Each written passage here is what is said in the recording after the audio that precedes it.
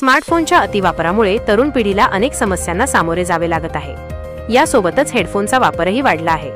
अनेक जण काम करताना, प्रवास करताना किंवा अगदी रस्त्यावर चालतानाही हेडफोन लावून असतात।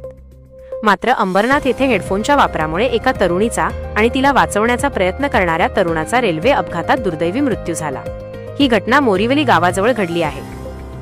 अंबरनाथ येथील मोरिवली गावात राहणारी 45 वर्षीय वैशाली सुनील धोत्रे आणि महालक्ष्मी नगर येथील 29 वर्षीय आतिश रमेश आंबेकर हे दोघे आनंदनगर MIDCतील एकाच कंपनीत काम करत होते। 20 जुलै रोजी सायंकाळी 7:30 वाजण्याच्या सुमारास दोघेही कामावरून घरी परतत होते।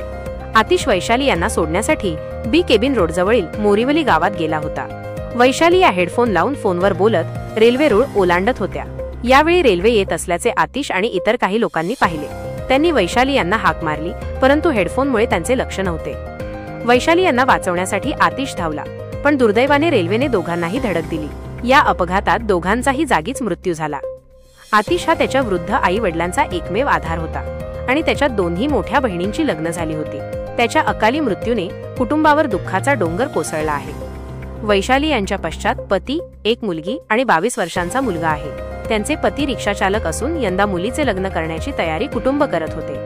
अशा परिस्थितीत वैशाली यांच्या मृत्यूने कुटुंबाचा आधार हरवला आहे। या घटनेनंतर मोरिवली गाव ते बी केबिन रोड या मार्गावर पादचारी पूल उभारण्याची मागणी जोर धरू लागली आहे। मोरिवली गावचे माजी नगरसेवक नंदकुमार भागवत यांनी अनेकदा पादचारी पूल आणि बाजूला उड्डाण पूल उभारण्याची मागणी केली आहे।